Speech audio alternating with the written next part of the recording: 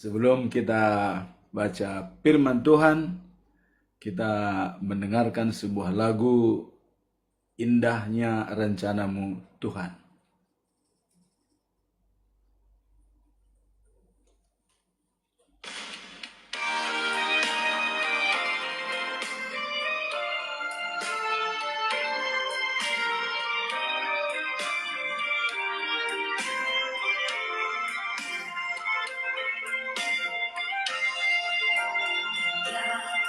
Rencanamu Tuhan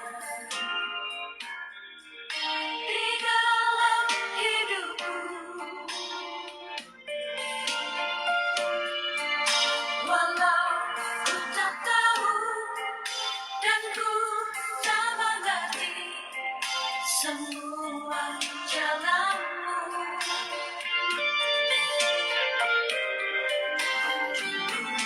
ku tak tahu Tuhan. Berat ku rasakan, hati menderita, dan ku tak berdaya menghadapi semua. Tapi ku mengerti sekarang, kau tolong padaku. Kini ku melihat dan ku merasakan indah rencanamu. Tapi ku mengerti sekarang, kau tolong padaku. Kini ku melihat Ya, silakan merasakan teman-teman semua di-share video ini. Kita akan live lebih kurang 45 menit ya, untuk mendengarkan firman Tuhan pada hari ini. Dan silakan aktif layar, nanti kita lihat ya, bahwa hari ini hari yang ke-75 untuk mendengarkan firman Tuhan pada hari ini. Dan silakan mengundang juga teman-teman yang mau bergabung untuk mendengarkan firman Tuhan. ku tak tahu Tuhan, berat ku rasakan, hati menderita, dan ku tak berdaya menghadapi semua.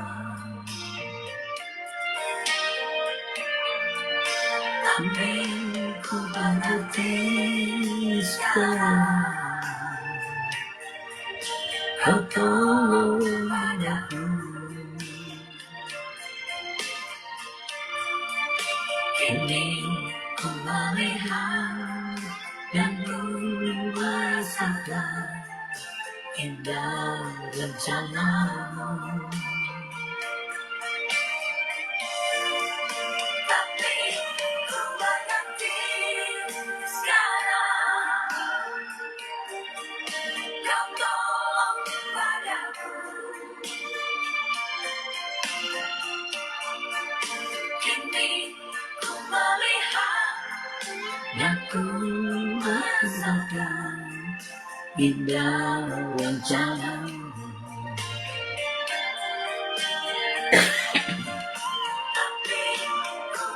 ya silakan mengundang teman-teman untuk bergabung. Kita mendengarkan firman Tuhan pada hari ini ya. Silakan. Namun kita tidak bisa interaktif karena waktu, dan kita hanya menyampaikan firman Tuhan untuk hari ini. Dan nanti ada waktunya kita interaktif untuk membahas lebih lanjut ya. Sekarang Kau tolong aku. Kini ku melihat dan ku merasakan indah rencanamu. Kini ku melihat dan ku merasakan indah rencanamu.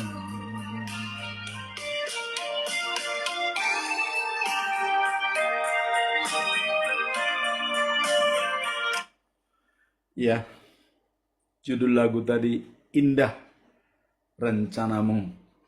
Dan ini terjadi pada Nabi Yunus.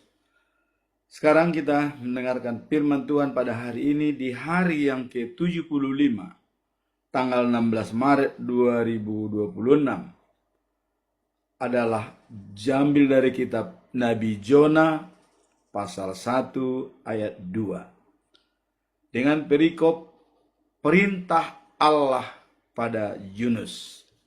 Itulah perikop pada hari ini. Sebagai nats adalah sebagai berikut. Bangunlah, pergilah ke Ninive, kota yang besar itu. Bersoraklah kepada mereka, atau berserulah kepada mereka, karena kejahatannya telah sampai kepadaku. Ini perintah langsung daripada Tuhan Allah kepada Nabi Yunus.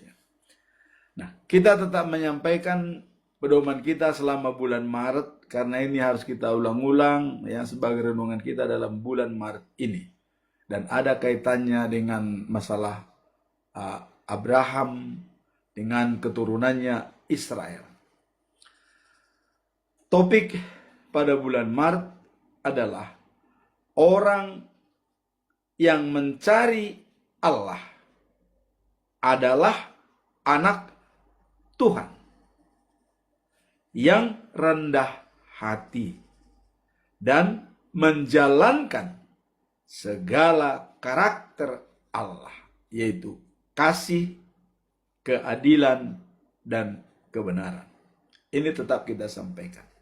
Dan ini dijabarkan dalam Kejadian pasal 18 ayat 19.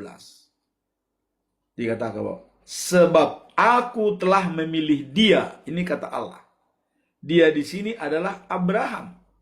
Dengan perintah dari Allah supaya Abraham memerintahkan kepada anak-anaknya dan keturunannya menjalankan petunjuk dari Allah dalam kehidupan mereka, serta menjalankan karakter Allah, yaitu kasih, keadilan, dan kebenaran. Dan ada jaminan dan konsekuensi yang diberikan oleh Allah. Bila engkau menjalankan hal itu, artinya konsekuen menjalankan menuruti petunjuk Tuhan dan menjalankan karakter Allah, kasih, kebenaran, dan keadilan, maka perjanjianku kepadamu akan kupenuhi. Inilah kata-kata Allah. Sekarang, apa perjanjian itu yang dinyatakan oleh Allah bahwa akan dipenuhi perjanjian itu? Kita baca dalam Kejadian pasal 12 ayat yang kedua sampai dengan yang ketiga. Ada 7 janji Allah diberikan kepada Abraham dan keturunannya. Berarti saat ini adalah bangsa Israel. Janji pertama adalah, aku akan membuat engkau menjadi bangsa yang besar. Ya, dengan keturunannya melebihi bintang di langit dan pasir di laut. Saking banyaknya adalah keturunan daripada Abraham. Menjadi bangsa yang besar. Kemudian janji yang kedua adalah, aku akan memberkati engkau. Allah akan memberkati keturunan daripada Abraham, notabene saat ini adalah Israel. Nah, kemudian janji yang ketiga, aku akan membuat engkau menjadi terkenal, masyhur. Ya, kita lihat Israel dalam perbincangan dari dulu sampai sekarang itu tetap dibicarakan. Kemudian yang keempat adalah engkau akan menjadi berkat. Jadi ditetapkan oleh Tuhan bahwa keturunan Abraham akan menjadi berkat bagi seluruh umat yang ada di muka bumi ini, siapapun tanpa kecuali. Ini dikatakan dalam poin yang keempat.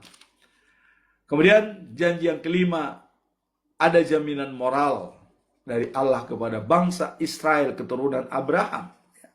Apa jaminan moralnya? Orang-orang yang memberkati engkau akan kuberkati. Jadi orang-orang yang memberkati Israel akan diberkati oleh Allah. Jadi hubungannya dengan Allah. Kalau kita baik dengan Israel atau sentimen dengan Israel, hubungannya dengan Tuhan. Ini perjanjian sesuai dengan Alkitab, ya. Bukan karangan daripada Jupiter, bukan karangan siapa, tapi ini sesuai dengan Alkitab. Kejadian pasal 2 ayat 2 sampai 5 yang ditulis oleh Musa, ya. Nah, kemudian yang keenam, perjanjian yang keenam. Orang yang mengutuk engkau akan kukutuk. Jadi sudah jelas kalau barang siapa mengutuk Israel akan dikutuk oleh Tuhan. Walaupun Israel sendiri tidak tahu orang yang mengutuknya. Apalagi kalau ada yang memerangi Israel. Ya. Tapi dengan catatan ya, dengan catatan. Israel akan bangkit dan eksis apabila dia menjalankan karakter Allah. Kasih, keadilan, dan kebenaran. Kalau Israel tidak menjalankan itu, ini tidak ada jaminan bagi Israel untuk selamat. Bisa saja hancur.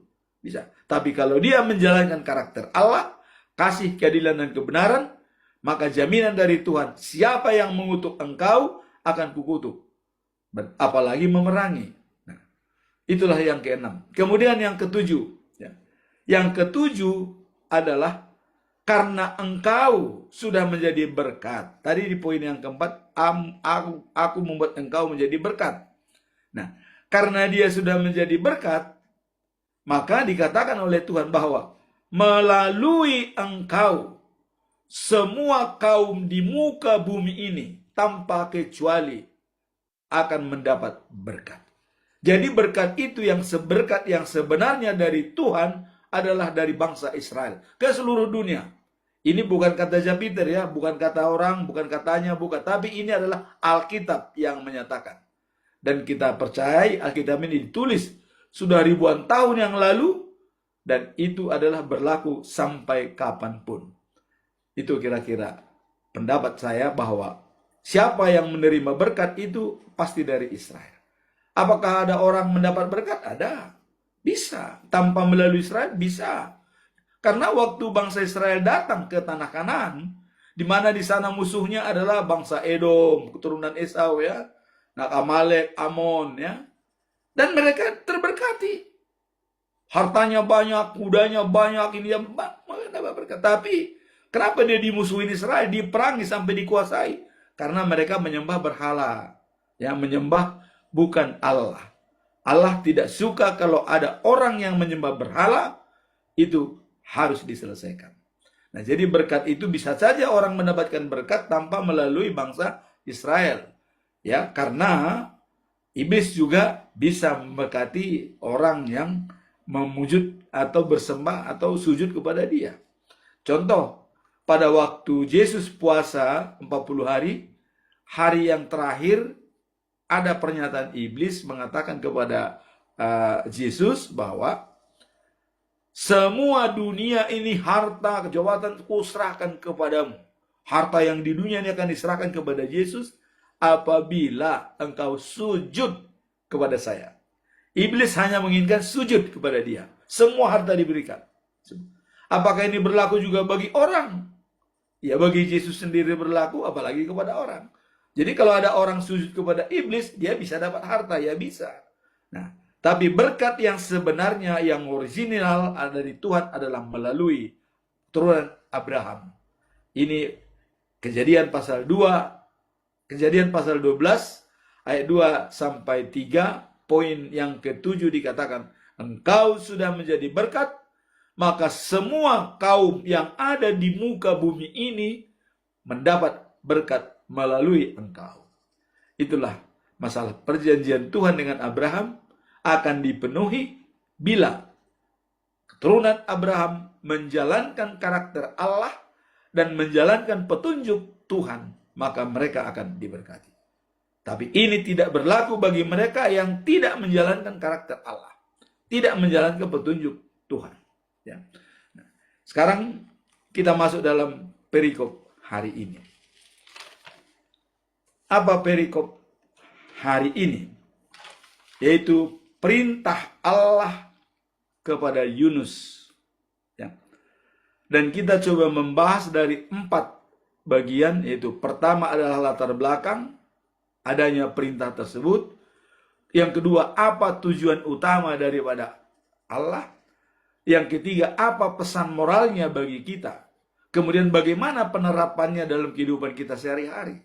Nah, sekarang kita masuk dalam bagian pertama. Apa latar belakang? Kita melihat perintah Allah kepada Yunus untuk memperingatkan Niniwe. Ini sebagai ibu kota daripada Asyur, ya. Asyur itu adalah Irak saat ini, ya. Yang dikenal kejam dan kafir. Jadi Asyur itu dikenal kejam dan kafir. Padahal ya, dalam penciptaan ada 3 ya yang sama kedudukannya di mata Tuhan, yaitu Mesir sebagai umat Allah, Asyur sebagai ciptaan Allah, Israel sebagai pilihan. Ketiganya diberkati. Nah, begitu Allah melihat Niniwe ada melakukan kejahatan, maka disuruhlah Yunus untuk memperingatkan mereka dengan kejahatannya, karena Allah sudah mengatakan ketiganya akan kuberkati dan kedudukannya sama. Israel, Mesir, sama Asyur itu kedudukannya sama. Baca Alkitab dalam Yesaya pasal 19 ayat 24 sampai dengan 25. Silakan baca. Itu sama. Tiga-tiganya diberkati. Nah, karena Asyur, Irak, dalam kurung Irak ya, ini adalah merupakan diberkati Tuhan karena dikatakan ini ciptaannya ya. Maka karena mereka melakukan kejahatan, disuruhlah Yunus, Nabi Yunus ya, untuk memperingatkan mereka supaya bertobat itu. Tapi apakah Yunus menuruti perintah? Yunus enggan. Karena dianggap itu musuh bebuyutan. Oh, ini musuh. Ngapain? Nah, kenapa memang Asyur itu dianggap musuh? Karena orang Asyur lah yang menaklukkan Yerusalem, Israel Utara ya, Israel Utara, di mana ada di sana keturunan daripada Benyamin ya, ada 12 di luar daripada Yehuda. Kalau Yehuda adalah Israel Selatan. Nah, itu diangkut semua ke Niniwe. Nah, karena di sana banyak bangsa Yahudi, maka Allah ingin menyelamatkan Niniwe. Maka disuruhlah Nabi Yunus untuk memperingatkan kota Niniwe yang sudah kafir, tidak lagi mengindahkan perintah Tuhan, dan mereka sangat kejam dan jahat. Nah, Yunus enggan pergi ke sana. Tidak mau dia pergi ya. Tidak mau. Nah, tapi ini tidak maunya ini akan kita bahas dalam berikutnya. Karena dalam ini adalah perintah untuk mentaati yang diberikan oleh Tuhan. Tapi dia enggan karena dianggap Niniwe itu kejam. Oh, bagaimana saya berikan mereka? Nanti bertobat, tak ampun di pengampunan. Padahal mereka itu kejam. Kira-kira begitu pendapat daripada Yunus. Akhirnya dia waktu itu kalau kita lihat dalam kelanjutan dalam pasal 1 ini, ayat 2 sampai dengan selanjutnya, bahwa dia melenceng dengan naik kapal Spanyol ya, dan pergi ke Tarsis ya, bukan ke Niniwe. Akhirnya dia ditelan ikan 3 hari 3 malam di laut ya. Karena itu juga adalah Tuhan marah karena dia tidak menuruti perintah Tuhan, dan dia dihukum dan masuk dalam perut ikan selama 3 hari. Nah, itulah latar belakang daripada perintah ini. Artinya adanya kejahatan di kota Ninipe, di mana Asyur ini sudah dianggap Tuhan sebagai ciptaannya dan umatnya, dan juga diberkati, maka Tuhan tidak mau mereka rusak. Harus diingatkan, karena tadi dikatakan bahwa di telinga Tuhan sudah terdengar kejadian yang menimpa Ninipe. Ya, dikatakan tadi bahwa sudah tidak taat, ya, meskipun harus menghadapi musuh. Nah, jadi dalam pasal 1 ayat 2 memang akan kedaulatan Tuhan yang hendak dilakukan pada Ninipe. Nah, jadi latar belakangnya jelas bahwa ada kerinduan, ada keinginan Tuhan untuk memperbaiki Ninipe supaya dia bertobat. Itulah. Namun Yunus tidak menjalankan perintah dari Tuhan karena ego pribadi, karena dendam pribadi kepada Ninipe, karena merasa saudara-saudaranya tuh diangkut ke Ninipe dan ditawan oleh mereka, ya, dari kerajaan Israel Utara, ya. Nah, kemudian di sini alasan daripada Yunus untuk tidak pergi ke Ninive, di sini ada 4, ya, alasan. Alasan pertama adalah kejahatan Ninive atau Asyur, atau disebut Irak. Nah, Ninive adalah pusat, ya, kekaisaran Asyur yang terkenal sangat kejam, angkuh, dan, ya, musuh bebuyutan daripada Israel, karena mereka menawan Israel Utara, dibawa ke Asyur. Nah itu. Tapi Tuhan tetap menghargai, karena bagaimanapun adanya bangsa Israel di sana, dan juga Asyur itu sudah dinyatakan oleh Tuhan bahwa dia adalah ciptaannya yang diberkati.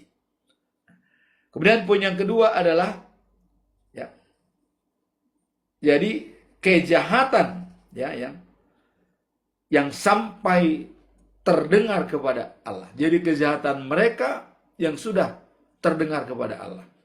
Maka Allah, ya, menunjukkan bahwa dosa bangsa Asyur sudah sangat berat dan melampaui batas, sehingga hukuman, ya, sudah akan diberikan. Maka sebelum hukuman, Allah memerintahkan Yunus untuk memperingatkan Ninive supaya bertobat sebelum ada hukuman yang dahsyat. Itulah yang disampaikan kepada Yunus. Alasan, ya, bahwa dia harus pergi ke Ninive karena sudah terdengar oleh Allah kejahatan yang ada di Ninive. Kemudian yang ketiga adalah panggilan nabi yang enggan. Jadi Yunus diperintahkan, ya, berseru memberitakan pertobatan kepada bangsa yang dibencinya. Jadi bangsa yang dibencinya oleh Yunus dibenci, ya. Nah, yang membuat Yunus berusaha melarikan diri karena takut mereka bertobat dan diampuni. Jadi ada ego pribadi nih. Wah, nanti kalau mereka bertobat dan diampuni kayaknya kurang serak, karena mereka sudah menindas bangsa Israel dari Israel Utara, sudah dibawa ke sana, diangkut dan tidak pernah kembali. Nah ini, jadi ada ego pribadi. Namun Tuhan dengan kasih setianya, dia tidak pernah ingin kematian orang jahat. Maka dalam Yehezkiel pasal 33 ayat 11 dikatakan, ya, Tuhan mengatakan begini, mengapa kamu harus mati? Bertobatlah. Ini pesan daripada Tuhan. Aku tidak senang kematian orang jahat, tapi pertobatannya supaya ia beroleh hidup yang kekal. Karena Allah tidak ingin kematian orang jahat, jangan sampai orang Asyur itu mati dalam kejahatannya. Itu rencana Tuhan. Maka dikirim Yunus. Tapi Yunus ego, wah, kalau mereka nanti berbaik diampuni, padahal mereka sudah musuh kami. Jadi ada kepentingan pribadi di sini, mengabaikan perintah Tuhan. Ya. Nah, kemudian poin yang keempat adalah konteks historis ya. Peristiwa ini terjadi pada masa ya pemerintahan Raja Jerobeam II ketika Israel sedang mengalami kemakmuran, namun secara spiritual ya menurun. Itu mencerminkan ya bahwa ketidaktaatan seperti yang dijelaskan dalam Alkitab dan sabdanya. Jadi adanya ketidaktaatan daripada bangsa Israel kepada Tuhan. Nah, maka ini pun terjadi, bisa diangkut oleh Asyur, ya memang itu karena ketidaktaatan secara spiritual. Nah, jadi itulah alasan-alasan bahwa Yunus tidak mau mengikuti perintah Tuhan karena dia anggap Ninibe adalah musuh bebuyutan.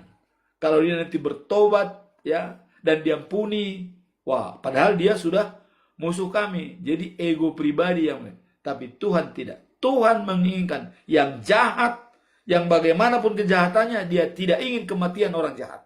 Tuhan seperti itu. Tidak mau kematian orang jahat. Maunya bertobat ya, meninggalkan kejahatan. Itulah.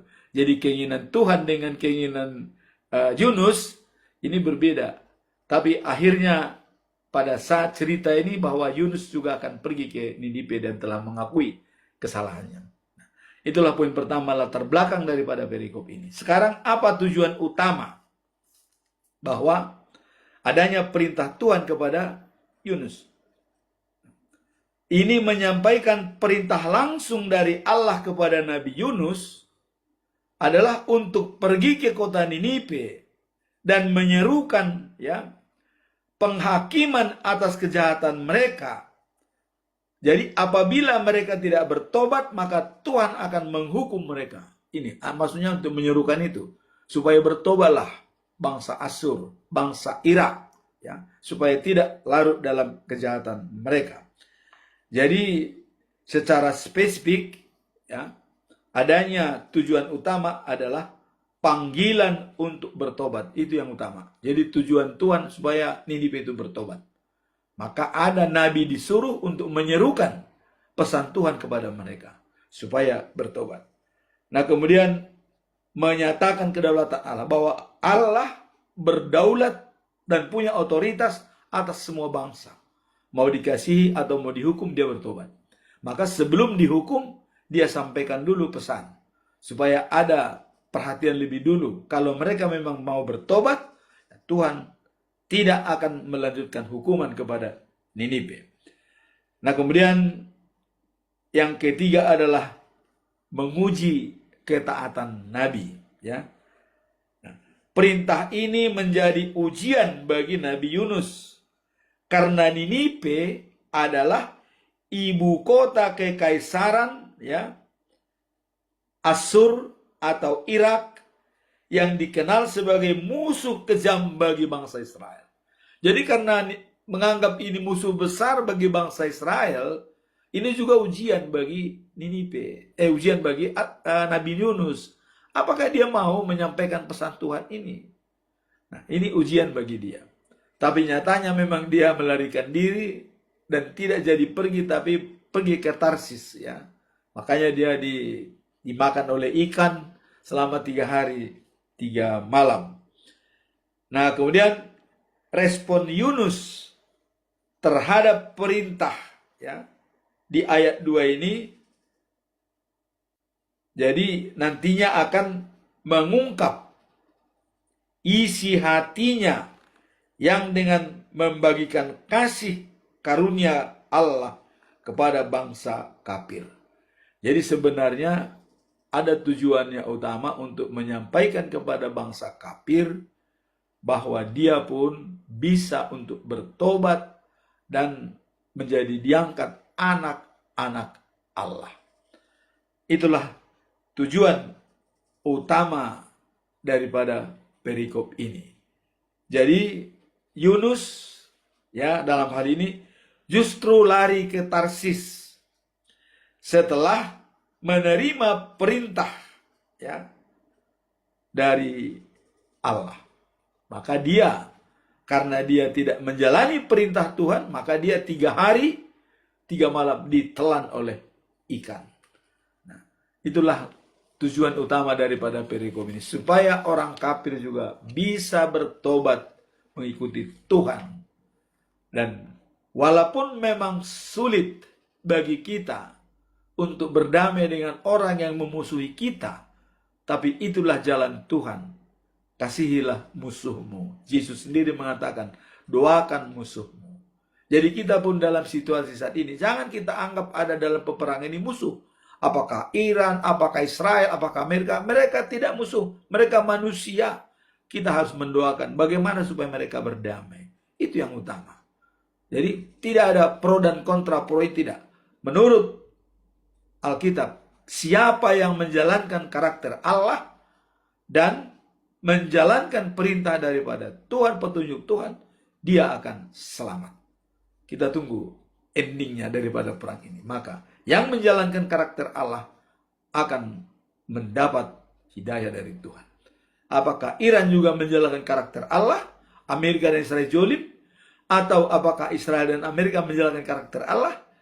Biarlah Tuhan yang akan menilainya. Itulah yang bisa kita sampaikan dalam hal tujuan utama daripada perikop ini. Sekarang apa pesan moral daripada perikop ini?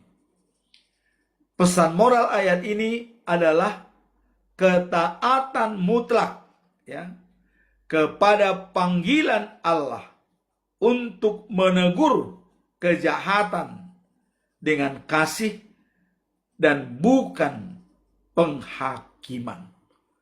Jadi di sini pesan moralnya adalah ketaatan, ya, mutlak kepada panggilan Allah untuk menegur kejahatan dengan kasih dan bukan penghakiman. Jadi dengan ketaatan kita untuk menegur orang yang memang salah walaupun dia musuh kita, tapi bukan dengan menghakimi, bukan, tapi dengan kasih.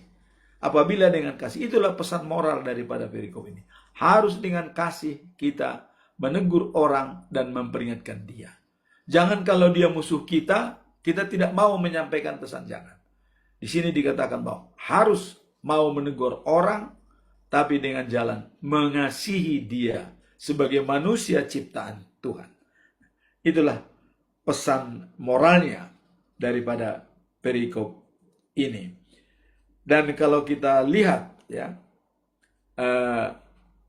dalam menyoroti apa yang disampaikan oleh Allah kepada bangsa 3 tadi saya katakan, yaitu bangsa Mesir, Israel, dan juga Asyur, ini 3-tiganya diberkati oleh Tuhan ini.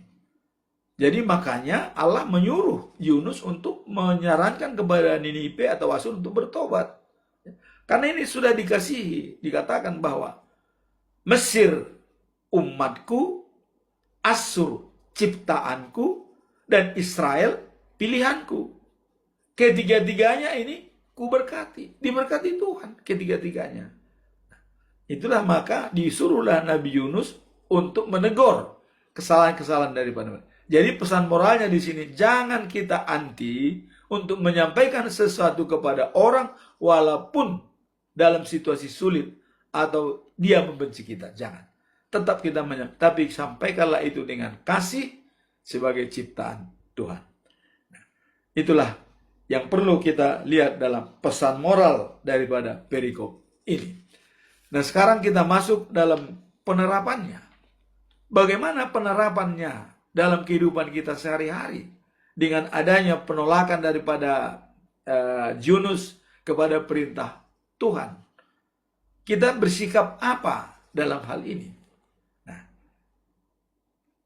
di sini dikatakan bahwa dalam kehidupan sehari-hari, ya, dikatakan tadi dalam Yunus pasal 1 ayat 2, bangunlah, pergilah, ya, ke kota Niniwe yang besar itu dan berserulah terhadap mereka karena kejahatannya sudah sampai kepadaku. Ini kata Allah.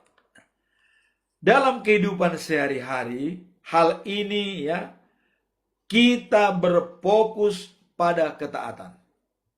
Jadi apapun terjadi, kita berfokus kepada ketaatan, menjalankan perintah Tuhan, kepedulian terhadap semua, dan keberanian menyampaikan kebenaran. Jadi apakah kita ada keberanian untuk menyampaikan kebenaran? Apakah itu mereka tidak senang atau mereka senang sama kita? Nah, di sini ada keberanian untuk menyampaikan kebenaran. Nah, kemudian dalam ayat pasal 2 ayat 17, Yunus harus ditelan ikan di tengah laut karena membelot dari perintah. Jadi inilah, orang tidak taat itu langsung menerima hukuman. Karena dia membelot, harusnya diperintah ke Ninipe, tapi dia lari ke Tarsis dengan kapal Spanyol, dia dihukum Tuhan di dalam laut. 3 hari 3 malam dia ditelan ikan, coba. Harusnya sudah mati, tapi Tuhan tetap memberikan dia kehidupan. Kalau menurut logika, ya tidak ada oksigen, di bawah laut, harusnya sudah mati. Tapi nyatanya dia hidup. Tapi Tuhan memperingatkan dia, supaya dia mau bertobat. Akhirnya untuk episode selanjutnya, Yunus pergi ke Ninipe. Itu endingnya. Tapi dalam hal ini masih dalam situasi Yunus tidak taat kepada perintah Tuhan. Nah, sekarang kita melihat poin-poin penerapan daripada perikop ini.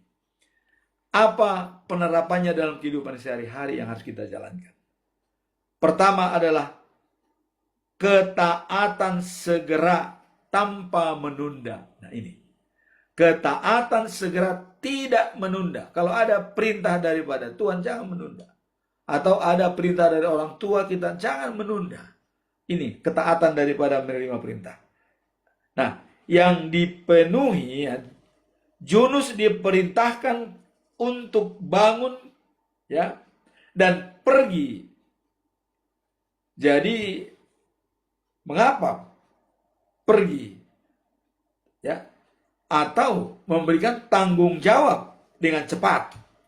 Tapi tidak menunda perintah untuk berbuat baik, melayani atau mengampuni. Jadi artinya dengan adanya ketaatan segera tanpa menunda, nah, ini harus menjadi pelajaran bagi kita. Jangan seperti Yunus ya, bahwa dia tidak menjalankan perintah yang diberikan Tuhan. Tapi kita tidak menunda apabila ada pemerintah. Maka ada istilah yang mengatakan bahwa hari ini adalah kenyataan, tapi kalau besok adalah tantangan. Maka dikatakan today is reality, but tomorrow is challenge. Jangan menunda setiap ada perintah yang harus kita jalankan pada hari ini. Dan kalau kita dulu belajar dalam SD, waktu kita masih dulu, mungkin sekarang tidak ada lagi tuh. Apa dikatakan? Jangan tunggu sampai besok apa yang dapat dikerjakan pada hari ini. Don't wait till tomorrow what you can do today. Itulah makanya dikatakan today is reality but tomorrow is challenge. Jadi jangan menunda. Jadi ketaatan untuk segera menjalankan perintah.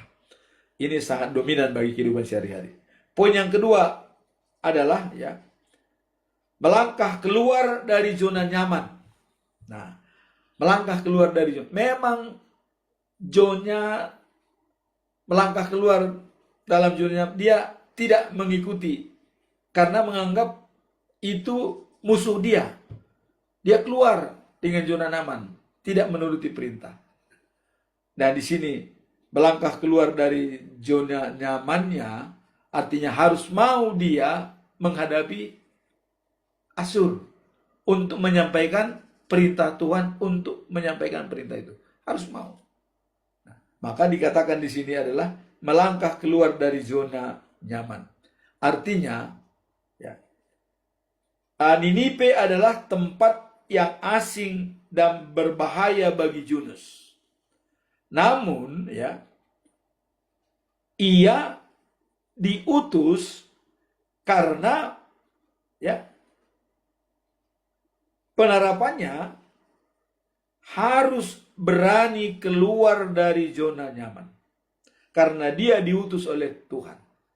Jadi dia harus keluar dari zona nyaman. Artinya walaupun itu tidak nyaman, tapi dia harus menjalankan karena ini perintah Tuhan. Itulah dikatakan bahwa harus berani keluar dari zona nyaman untuk melayani atau ya membagikan kasih Tuhan. Ya. Nah, kemudian yang mungkin sudah ya mengalami kesulitan dan karena itu adalah kedaulatan Tuhan. Jadi harus mampu kita keluar dari zona nyaman walaupun itu ada tantangan. Kalau itu perintah Tuhan, itu yang dimaksud di sini. Kalau untuk melayani apapun terjadi, nyatakan bahwa Tuhan bersama dengan kita. Itu poin yang kedua ya. Kemudian poin yang ketiga adalah kepedulian terhadap orang yang sulit. Artinya harus belas kasihan. Karena Tuhan sudah menangkap berita bahwa Niniwe atau Asyur sudah melakukan kejahatan. Sudah melenceng dari apa yang diinginkan oleh Tuhan. Nah, di sini Tuhan memberikan perintah kepada Yunus untuk berbelas kasihan. Artinya, Tuhan mengutus Yunus ke Niniwe yang jahat ini, mengajarkan kita untuk tidak memilih-milih orang dalam berbuat kasih. Jadi dalam berbuat kasih itu tidak memilih-milih. Baik itu pun musuh kita atau lawan kita, kita tidak memilih-milih. Kalau memang itu udah ada perintah dari Tuhan. Karena Tuhan sendiri sudah mengatakan, kasihilah sesamamu seperti dirimu sendiri. Dan yang paling besar lagi, kasihilah musuhmu. Coba, mengasihi musuh. Jadi di sini dikatakan dalam hal menerapkan belas kasihan, tidak memandang, tidak memilih-milih orang kepada siapa kita harus berbuat. Artinya kepada semua orang harus sama perlakuan kita. Itu yang dimaksud di sini bahwa kepedulian terhadap orang yang sulit. Artinya Niniwe sudah dalam kesulitan karena mereka menyembah berhala dan kafir dan tidak taat kepada Tuhan, maka perlu diperingatkan supaya bertobat. Jadi disinilah peduli untuk membantu orang lain untuk berbaik kembali.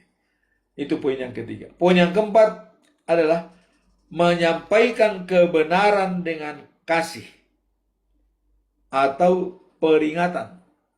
Jadi Yunus ya diutus untuk berseru, yang berarti menyampaikan pesan ya peringatan dalam keseharian.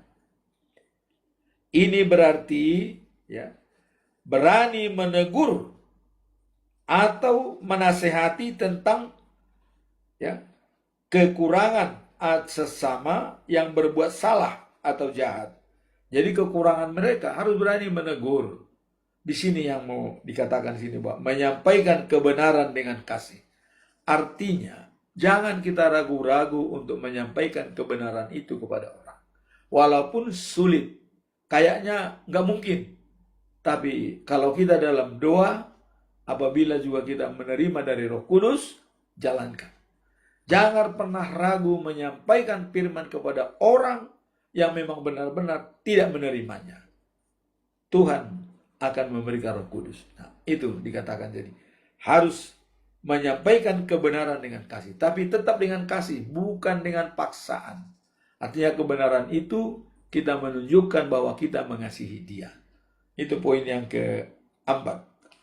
Kemudian poin terakhir, yaitu poin yang kelima, adalah menyadari sikap egois dalam berkat. Jadi ada kalanya siapa egois dalam berkat. Seperti Yunus ya takut Niniwe bertobat dan diampuni. Inilah egoisme. Berarti senang lihat orang susah atau susah lihat orang senang. Nah kira-kira begitu. Jadi ada dengki daripada Yunus, ada dengki dia melihat Niniwe. Wah, nanti kalau dia beringat, dia akan bertobat, diampuni. Nah, dia tetap senang kalau mereka susah gitu dalam kesusahan sekarang. Nah, Tuhan melihat dengan adanya kesusahan di Niniwe, Tuhan ingin kembali. Nah, tapi keinginan Tuhan ini disikapi oleh Yunus bahwa dia malah dengki gitu. Senang lihat orang susah, susah lihat orang senang. Nah, sini dikatakan, nanti apabila orang lain bertobat, ya Niniwe, ya diampuni. Nah, Yunus kayaknya tidak senang. Maka dia ada pembiaran, orang itu biar jahat terus itu. Nah, ini dikatakan harus ya menyadari sikap egois dalam berkat. Jadi kita jangan terlalu egosentris. Ya, mari kita berbagi. Kalau orang bahagia, kita ikut bahagia. Jangan kita mengukur harta orang. Mau seberapa pun milik orang, mau berapa dia, kita tidak perlu peduli. Yang penting bagian kita, bagian kita, bagian dia, bagian dia. Itu yang utama. Jadi di sini sikap ini adalah jangan sampai kita iri kalau melihat orang senang. Dan jangan sampai kita senang kalau melihat orang tidak senang. Itu kuncinya. Jadi hilangkan sifat dengki dari pikiran kita. Ini yang mau diajarkan dalam poin yang keempat. Ini dalam penerapan adanya perintah Tuhan kepada Yunus. Kemudian secara ringkas, apa yang mau kita lihat dalam perikop ini? Nah, memanggil umat manusia untuk mementingkan apa yang Tuhan pentingkan. Jadi kita harus mendahulukan apa yang diinginkan oleh Tuhan. Di luar daripada kepentingan kita. Tadi kepentingan Yunus, kalau dia bertobat nanti baik. Wah, jadi gimana? Jadi kepentingan dia. Tapi kepentingan Tuhan ingin bertobat, ingin baik. Maka kita harus mendahulukan apa kepentingan Tuhan di luar daripada kepentingan pribadi kita. Nah, ini yang mau disampaikan di sini.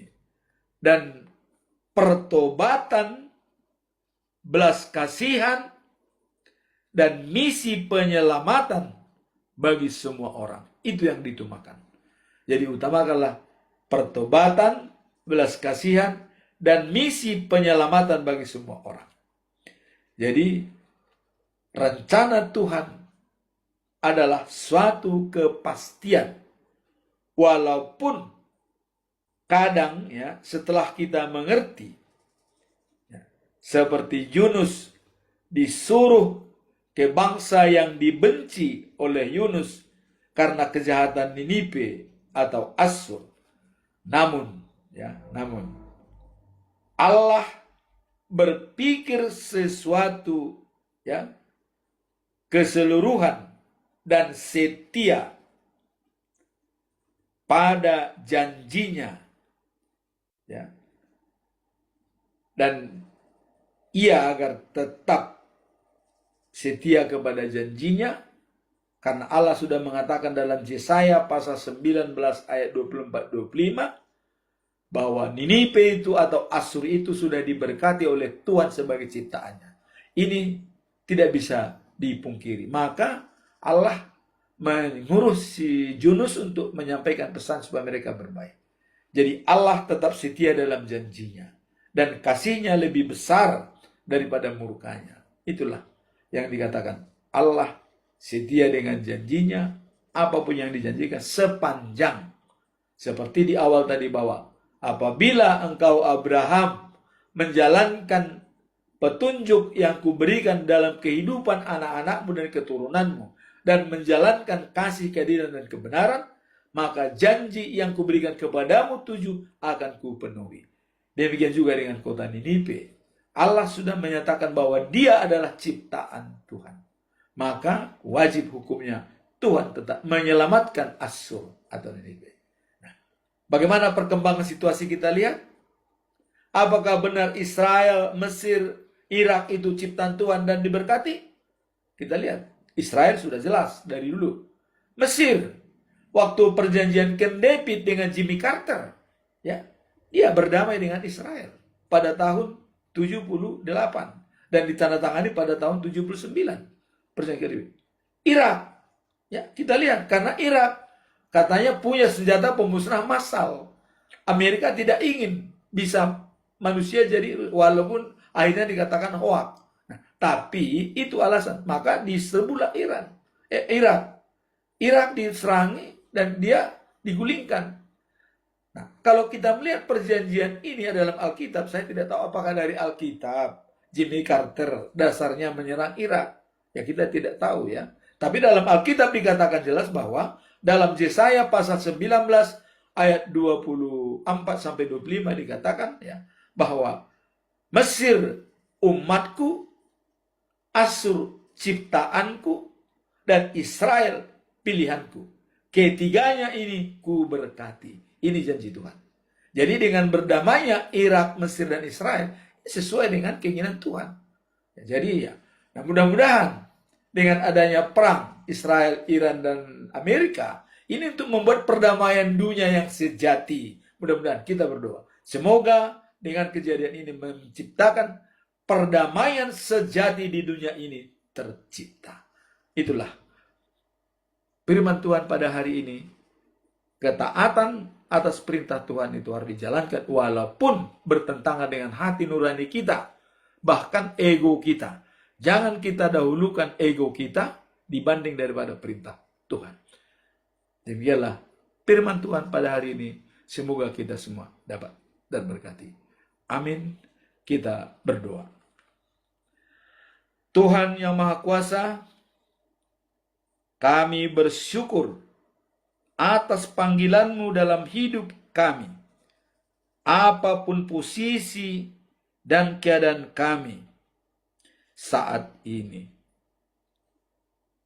berikanlah keberanian kepada kami untuk mengikuti kehendak-Mu dan melayani orang lain, meskipun itu merupakan sulit, seperti tantangan yang dihadapi hamba-Mu Yunus untuk menyampaikan pesan pada orang bangsa yang jahat, yang tidak disukai Yunus. Ajarilah kami untuk tetap setia melayani walaupun dalam keadaan sulit. Dalam nama Tuhan Yesus Kristus kami berdoa. Amin. Ya, demikianlah saudara-saudara firman Tuhan pada hari ini.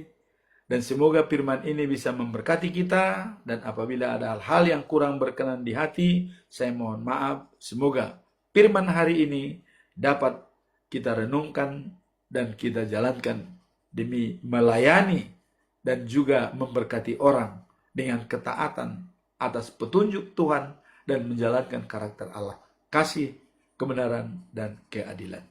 Amin. Tuhan memberkati kita semua.